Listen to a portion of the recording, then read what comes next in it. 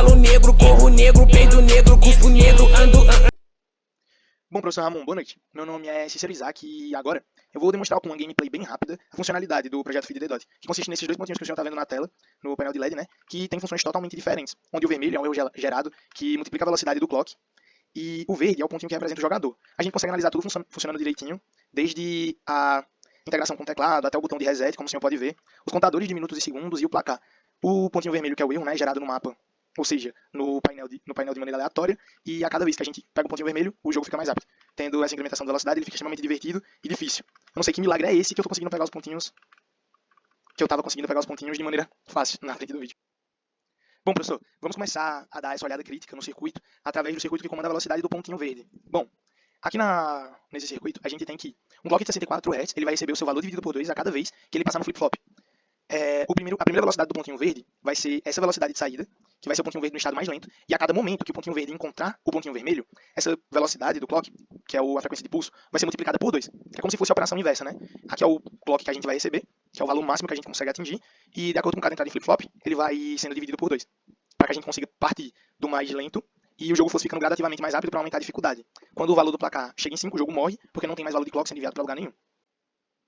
Bom, professor, seguindo a lógica de que a gente acabou de partir do circuito que acelera o pontinho verde, é intuitivo que a gente trabalhe um pouco agora esse ninho de gato, que é o placar e os contadores, né? Bom, eu dividi esse circuito em dois circuitos diferentes, como se fosse um subcircuito dependente do outro, porém, para a organização, eu preferi que eles estivessem separados.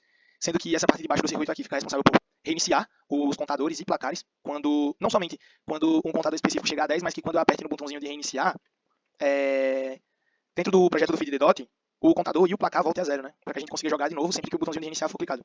E quando... Bom, o circuito ele funciona basicamente assim. Quando o pontinho verde se mexe pela primeira vez, esse contador dá o início e a gente vai trabalhar nessa parte de cima, em que aqui a gente vai ter o clock do relógio. Ao chegar em 10, o comparador reseta e manda o pulso para as dezenas, sendo dezenas mais igual a 1, que vai ser o trabalho básico de um contador, né? Sempre que as unidades chegarem em 9, a dezena sai de 0 para 1 e as unidades voltam para o 0.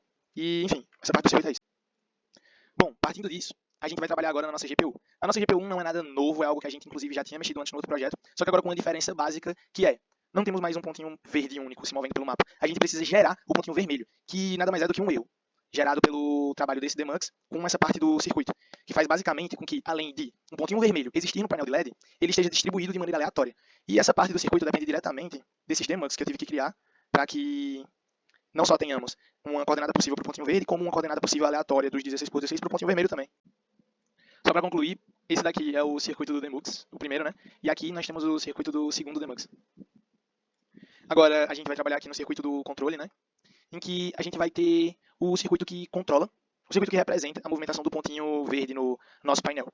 A gente vai ter que as únicas direções possíveis para o pontinho verde se deslocar vão ser representadas por cima, baixo, esquerda e direita, que mais pra frente o senhor vai ver que a gente fez a integração no teclado, né?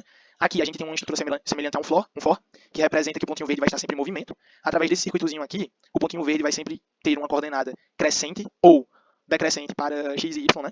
Estando sempre no movimento constante, porém de acordo com o seletor de direção, indo para cima, baixo, esquerda e direita, né?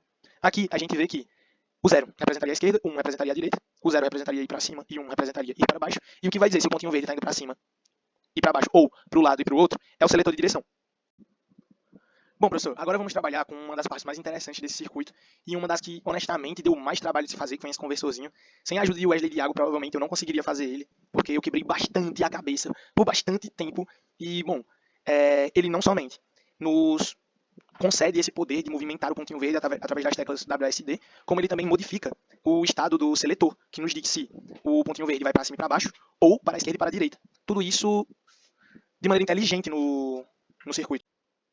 Bom, professor, esse é o circuito do qual eu estou me referindo agora. Eu não sei se o senhor vai lembrar, mas na primeira vez que eu fui entregar esse trabalho de entrega parcial, eu tinha feito essa primeira parte do circuito pela tabela verdade. E eu tive muitos bugs porque eu não estava conseguindo fazer a integração do teclado daquela maneira básica que o Logic nos entrega, né? Tava faltando dados. E aí estavam faltando opções para tratar os dados, mais especificamente. A gente tinha AD e o WS, por exemplo, mas a gente não trabalhava com uma mudança de estágio do seletor. Então, quando isso partia para o teclado, acabava que nem sempre o Logic entendia o que eu estava querendo fazer, travava, não rodava e afins.